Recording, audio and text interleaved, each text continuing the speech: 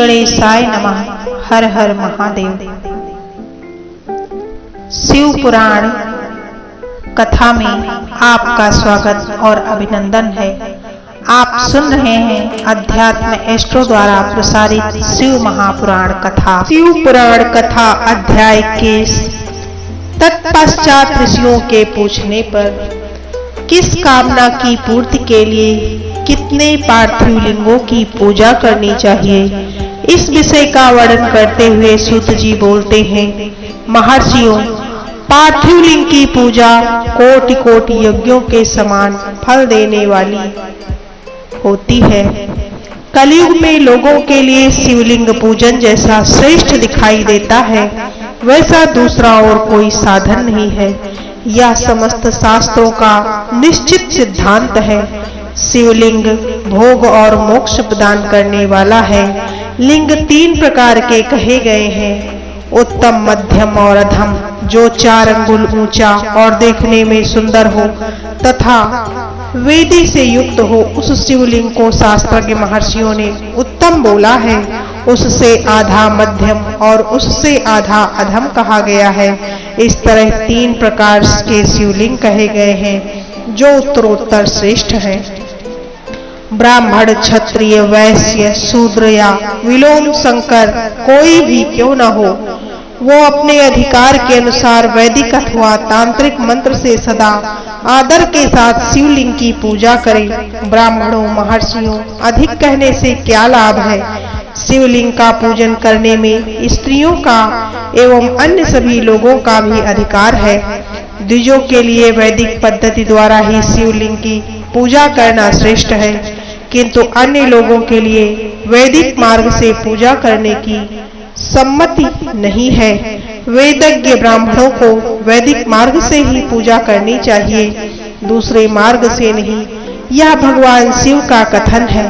दधीची और गौतम आदि के श्राप से जिनका चित्त दग्ध हो गया है, उन ब्राह्मणों की वैदिक कर्म में श्रद्धा नहीं होती।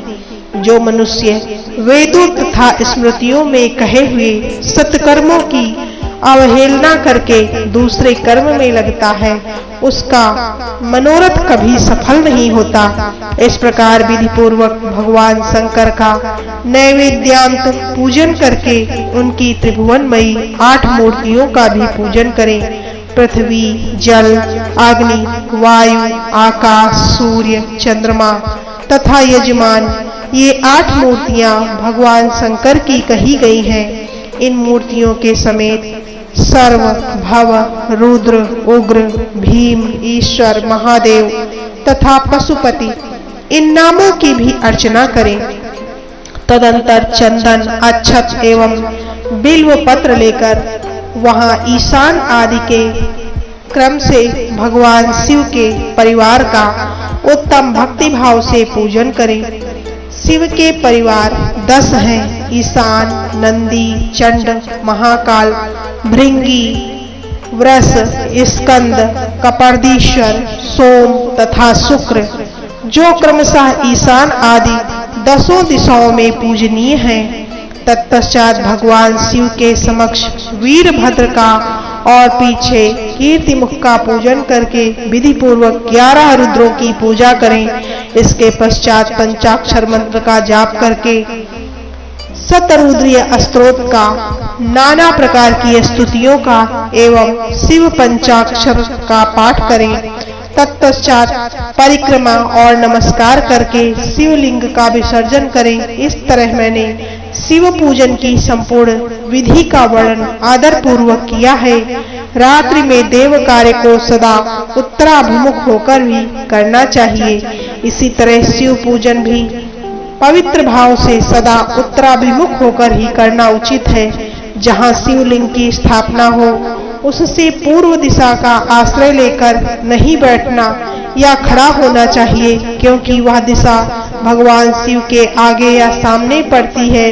इष्ट देव का सामना करना ठीक नहीं है। शिवलिंग के उत्तर दिशा में भी ना बैठें, क्योंकि उधर भगवान शंकर का वामांग है, जिसमें शक्ति स्वरूपा देवी उमा विराजमान है।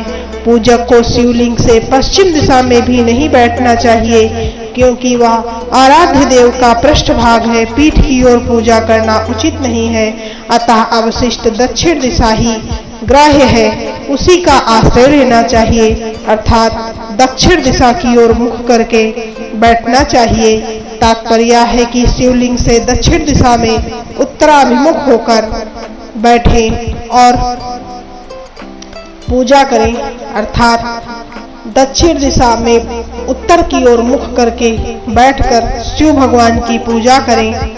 यह विद्वान पुरुष को चाहिए कि वह भस्म का त्रिपुंड लगाकर, रुद्राक्ष की माला लेकर तथा बिल्व पत्र का संग्रह करके ही भगवान शंकर की पूजा करे। इसके बिना नहीं। मुनिवरों, शिव पूजन आरंभ करते समय यदि भस्म ना मिले तो मिट्टी से ललाट में त्रिपुंड अवश्य कर लेना चाहिए। इस प्रकार शिव पुराण कथा के अंतर्गत अध्याय 21 पूर्ण हुआ।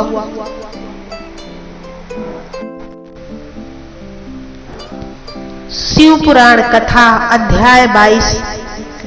ऋषि बोलते हैं, मुनि, हमने पहले से यह बात सुनी है कि भगवान शिव का नैवेद्य नहीं ग्रहण करना चाहिए।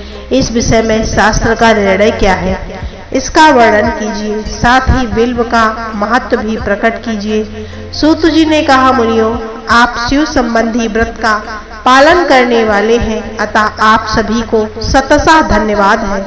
मैं प्रसन्नता पूर्वक सब कुछ बताता हूँ, आप सावधान होकर श्रवण करें। जो भगवान शिव का भक्त है, बाहर भीतर से पवित्र और शुद्ध है, उत्तम व्रत का पालन करने वाला तथा दृढ़ निश्चय से युक्त है, वह शिव नैवेद्य का अवश्य भक्षण करे। भगवान शिव का नैवेद्य अग्राह्य है, इस भावना को मन से निकाल दें। शिव के नैवेद्य को देख लेने मात्र से ही सारे पाप दूर भाग जाते हैं। उसको खा लेने पर तो करोड़ों पुण्य ही अपने भीतर आ जाते हैं। आए हुए शिव नैवेद्य को सिर झुकाकर प्रसन्नता के साथ ग्रहण करें और प्रयत्न करके शिव स्मरण पूर्वक उसका भक्षण करें। आए हुए शिव नैवेद्य को जो यह कहकर कि मैं इसे दूसरे समय में ग्रहण करूंगा, लेने में विलंब कर देता है, वह मनुष्य निश्चय ही पाप से बंध जाता है। कहा जाता है कि जिसने शिव की दीक्षा ली हो, वह शिव भक्त के लिए यह शिव नैवेद्य अवश्य भक्षणीय है। शिव की दीक्षा से युक्त शिव भक्त पुरुषों के लिए सभी शिवलिंगों का नैवेद्य शुभ एवं महाप्रसाद है, अतः वह उसका अवश्य भक्षण करे। परंतु जो अन्य देवताओं की दीक्षा से युक्त है और शिव भक्ति में भी मन को लगाए हुए है, उसके लिए शिव नैवेद्य भक्षण के विषय में क्या निर्णय है, इसे आप लोग प्रेम पूर्वक सुने। ब्राह्मणों, जहाँ से शालिग्राम शिला की उत्पत्ति होती है, वहाँ के उत्पन्न लिंग में रसलिंग, पारद लिंग में पाषाण, रजत तथा स्वर्ण में निर्मित लिंग में, देवताओं तथा सिद्धों द्वारा प्रतिष्ठित लिंग में, केसर निर्मित लिंग में, स्फटिक लिंग में, रत्न निर्मित लिंग में तथा समस्त ज्योतिर्लिंगों में विराजमान भगवान शिव के नैवेद्य का भक्षण चंद्रायण व्रत के समान पुण्यजनक है। ब्रह्म हत्या करने वाला पुरुष भी यदि पवित्र होकर शिव निर्माल्य का भक्षण करके उसे सिर पर धारण करे तो उसका सारा पाप शीघ्र ही नष्ट हो जाता है। पर जहाँ चंड का अधिकार है, वहाँ जो शिव निर्माल्य हो, उसे साधारण मनुष्यों को नहीं खाना चाहिए। जहाँ चंड का अधिकार नहीं, वहाँ के शिव निर्माल्य का सभी को भक्ति पूर्वक भोजन ग्रहण करना चाहिए। बाणलिंग, नर्मदेश्वर, लौह निर्मित स्वर्णादि धातुमय लिंग, सिद्ध लिंग, जिन लिंगों की उपासना से किसी ने सिद्धि प्राप्त की है अथवा जो सिद्धों द्वारा स्थापित है, वे लिंग स्वयं भूलिंग। इन सब लिंगों में तथा शिव की प्रतिमाओं मूर्तियों में चंड का अधिकार नहीं है। जो मनुष्य शिवलिंग को विधि पूर्वक स्नान कराकर उस स्नान के जल का 3 बार आचमन करता है, उसके कायिक, वाचिक और मानसिक तीनों प्रकार के पाप शीघ्र ही नष्ट हो जाते हैं। जो शिव नैवेद्य पत्र, पुष्प, फल और जल अग्राह्य है, वह सब भी शालिग्राम शिला के स्पर्श से पवित्र ग्रहण के योग्य हो जाता है। मनुष्यों शिवलिंग के ऊपर चढ़ा हुआ जो द्रव्य है वह अग्राह्य है। जो वस्तु लिंग स्पर्श से रहित है, अर्थात जिस वस्तु को अलग रखकर शिव जी को निवेदित किया जाता है, लिंग के ऊपर चढ़ाया नहीं जाता, उसे अत्यंत पवित्र जानना चाहिए। मुनिवरों, इस प्रकार नैवेद्य के विषय में शास्त्र का निर्णय बताया गया है। अब तुम लोग सावधान होकर आदर पूर्वक बिल्व का महत्व सुनो। यह बिल्व पत्र, बिल्व वृक्ष महादेव का ही रूप है। देवताओं ने भी इसकी स्तुति की है। फिर जिस किसी तरह से इसकी महिमा कैसे जानी जा सकती है? तीनों लोकों में जिसे पुण्य तीर्थ प्रसिद्ध हैं, वे संपूर्ण तीर्थ बिल्व के मूल भाग में निवास करते हैं। जो पुण्यात्मा मनुष्य बिल्व के मूल में लिंग स्वरूप अविनाशी महादेव जी का पूजन करता है, वह निश्चय ही शिव पद की प्राप्ति करता है। जो बिल्व की जड़ के पास जल से अपने मस्तक को सींचता है, वह संपूर्ण तीर्थों में स्नान का फल पा लेता है। वहीं इस भूतल पर पावन माना जाता है। इस बिल्व की जड़ के परम उत्तम थाले को जल से भरा हुआ देखकर महादेव जी पूर्णतया संतुष्ट हो जाते हैं।